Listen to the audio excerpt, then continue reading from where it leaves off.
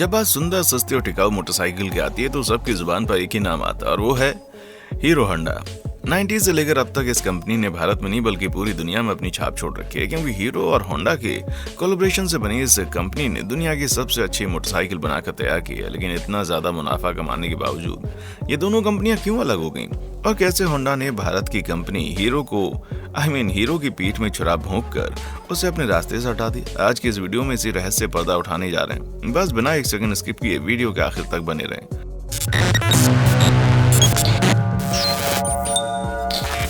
दोस्तों, ब्रजमोहन लाल मुंजाल ने साल 1956 में हीरो कंपनी की नींव रखी थी, जो कि असल में एक साइकिल बनाने वाली कंपनी थी और 1975 तक आते आते ये भारत की सबसे बड़ी साइकिल बनाने वाली कंपनी बन गई। जिसके बाद इन्होंने अपनी साइकिल को बड़े लेवल पर विदेशों में बेचना शुरू किया और साल 1986 आने तक ये कंपनी सिर्फ भारत में नहीं बल्कि पूरी दुनिया की सबसे बड़ी साइकिल बनाने वाली कंपनियों में शामिल हो गई।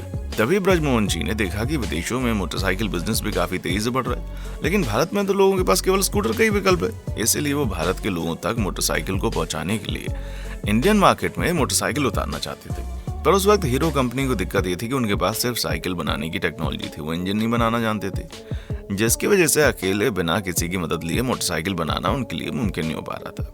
लेकिन फिर भी उन्होंने भारत के मार्केट में मोटरसाइकिल उतारने के लिए किसी विदेशी कंपनी के साथ कोलैबोरेट करने की सोची। हाँ, उस समय भारत में बिजनेस करना इतना भी आसान नहीं था, लेकिन भारत की सरकार व्यापारियों को यह सुविधा देती थी कि वो चाहे तो किसी भी विदेशी कंपनी के साथ टाई अप करके भारत में अपना बिजनेस बढ़ा सकती है। और यही वजह है कि ब्रजमोहन लाल ने हीरो के जरिए दुनिया की सबसे बड़ी मोटरसाइकिल बनाने की जापानी कंपनी होंडा को अपना प्रपोजल भेजा। हालांकि उस समय कोई भी विदेशी कंपनी डायरेक्टली भारत में अपना बिजनेस शुरू नहीं कर सकती थी, इसलिए इस प्रपोजल के जरिए होंडा कंपनी को भारतीय मार्केट में प्रवेश करने का एक अच्छा मौका मिल गया, जिसे होंडा क्या कोई भी कंपनी गंवाना नहीं चाहेगी। यही वजह है कि साल 1984 में इन दोनों कंपनीज ने एक दूसरे के साथ हाथ मिला लिया और उस समय हीरो और होंडा दोनों कंपनियों के बीच ये एग्रीमेंट हुआ था कि हीरो कंपनी बाइक्स के लिए बॉडी बनाएगी और होंडा उसके लिए इंजन सप्लाई करेगा। इसके अलावा उन्होंने एक एनओसी भी साइन किया था, जिसके तहत दोनों कंपनी भविष्य में एक दूसरे के मुकाबले अपना कोई प्रोडक्ट लॉन्च नहीं करेंगी और दोनों ही कंपनियां इन सभी कंडीशन से सेटिस्फाइड थीं। जिसके बाद ये डील फाइनल हो गई और यहीं से हीरो होंडा की शुरुआत हो गई। सभी कागजी कार्रवाई पूरी होने के बाद हीरो होंडा का सबसे पहला प्लांट हरियाणा में लगाया गया, जहां से हीरो और होंडा ने मिलकर बाइक्स की मैन्युफैक्चरिंग शुरू कर दी। 1985 में जब उन्होंने पहली बाइक CD100 मार्केट में उतारी तो ये बाइक बहुत तेजी से पॉपुलर होने लगी, क्योंकि भारतीय मार्केट में बाइक्स का कॉन्सेप्ट बिल्कुल नया था, इसलिए लोगों को इसे लेकर कुछ ज्यादा ही क्रेज था। ऊपर से इस बाइक का माइलेज इतना कमाल का था कि हर कोई इसे खरीदना चाह रहा था। और सबसे ज्यादा बेहतरीन बात यह है कि इस बाइक को ऐसे प्राइस सेगमेंट पर लॉन्च किया गया जिसे कोई भी मिडिल क्लास आदमी खरीद सकता था।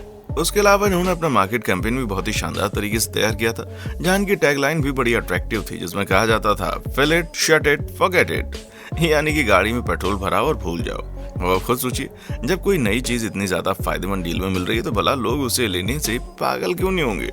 लेकिन उसी दौरान जापानी करेंसी में उछाल आया, जिस कारण से जितने भी स्पेयर पार्ट्स जापान से आते थे उनकी कीमत महंगी होने लगी और हीरो होंडा को अपनी बाइक आम जनता के लिए अफोर्डेबल बनाने में दिक्कतें आने लगी। यहीं पर एक प्रॉब्लम ये भी थी कि उस समय सुजुकी, बजाज, यामाहा और टीवीएस जैसी कई सारे कॉम्पिटिटर्स मार्केट में उतर आए, पर ये सारे ब्रांड सिर्फ शहरी इलाकों में रहने वाले अमीर लोगों पर ही फोकस करते थे। वहीं अगर हीरो होंडा पर गौर किया जाए तो उनका असली फोकस मिडिल क्लास और लोअर मिडिल क्लास कस्टमर्स थे, जो शुरुआत से ही अपने लिए किफायती चीज चाहते थे और हीरो होंडा के रूप में उन्हें वो मिल रही थी। यही वजह है कि शहरों के लोग तो इस बाइक को खरीदते ही थे, साथ ही साथ गाँव देहात के लोग इसे और ज्यादा बड़ी संख्या में खरीदने लगे।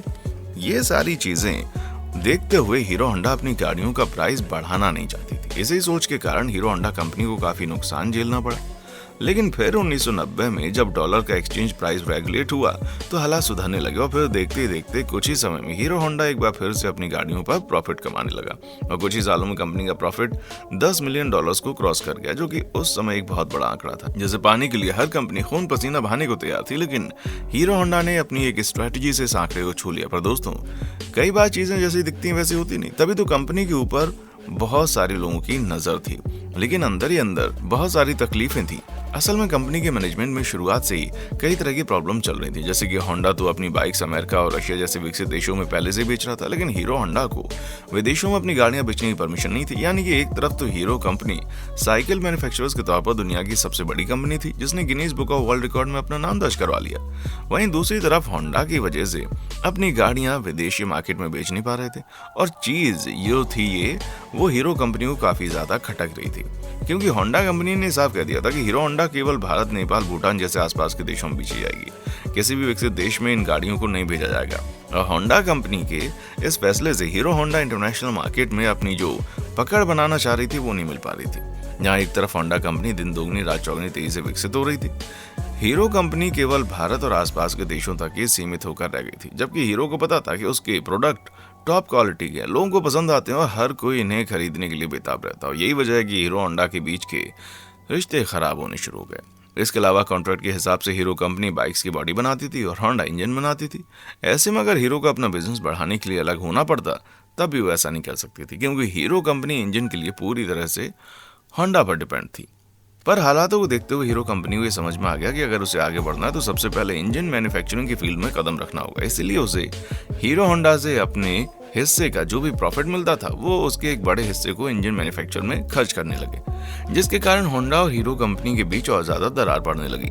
क्योंकि जैसा कि इन्होंने कोलैबोरेशन के टाइम पर एग्रीमेंट साइन किया था, ये एक दूसरे के मुकाबले में कभी कोई बाइक लॉन्च नहीं करेंगे, लेकिन अब होंडा ने इस एग्रीमेंट के खिलाफ जाकर साल 1999 में भारत के अंदर अपनी एक अलग company Honda motorcycle and scooter India शुरू कर दी और फिर उसी कीमत में बाइक मार्केट में उतारनी शुरू कर दी, जिसमें पहले से ही हीरो होंडा की गाड़ियां मौजूद थी। यानी कि अगर देखा जाए तो भारतीय मार्केट के अंदर होंडा ने जब गाड़ियों को हीरो होंडा के मुकाबले में लाकर खड़ा किया, जो कि दोनों के बीच किए गए कोलैबोरेशन के बिल्कुल अगेंस्ट था, जिसकी वजह से हीरो होंडा के कस्टमर बढ़ गए और फिर कुछ सालों के बाद होंडा कंपनी ने एक्टिवा स्कूटर को लॉन्च करके स्कूटर वाले सेगमेंट में भी प्रवेश कर लिया। यानी कि इस केस में होंडा कंपनी की पांचों उंगलियां घी में थी। यहाँ होंडा कंपनी को हीरो होंडा से तो कमाई हो रही थी, ऊपर से उसकी कंपनी से भी अच्छा खासा मुनाफा हो रहा था। इन सारी चीजों में हीरो कंपनी को सबसे ज्यादा नुकसान हो रहा था। इसलिए हालातों को देखते हुए हीरो कंपनी ने सभी एग्रीमेंट तोड़कर अलग होने का फैसला किया। काफी लंबे समय से चल रहे विवाद के बाद साल 2010 में दोनों कंपनियां हमेशा के लिए अलग हो गईं। हीरो होंडा में इन दोनों की कंपनियों के 26% शेयर थे, इसलिए होंडा कंपनी ने अपनी कंपनी के सारे 26% शेयर हीरो को बेचने का फैसला किया और इन सभी शेयर्स को ब्रजमोहन मुंजाल ने $1.2 अरब में खरीदकर हीरो होंडा कंपनी को हीरो कंपनी में बदल दिया, जिसका ऑफिशियल नाम हीरो मोटोकॉर्प पड़ गया। जब ये दोनों कंपनियां अलग हुई तो लोगों का कहना था कि होंडा के बिना मार्केट में टिक नहीं पाएगी, अब पूरी तरह से बर्बाद हो जाएगी, लेकिन परिणाम आने के बाद सब कुछ आपके सामने। आज हम देख सकते हैं कि किस तरह हीरो कंपनी ने लोगों के बीच अपनी एक ऐसी पकड़ बनाई है कि अब उसे दुनिया की सबसे टॉप लेवल की मोटरसाइकिल बनाने वाली कंपनीज में शुमार किया जाता है। वैसे आपको होंडा कंपनी की गाड़ियां पसंद है या नहीं पसंद, या फिर हीरो की गाड़ियां आपको ज्यादा पसंद है? कमेंट सेक्शन में आकर बताएं। बाकी आज के लिए बस इतना ही। उम्मीद है आपको ये वीडियो बहुत पसंद आई होगी।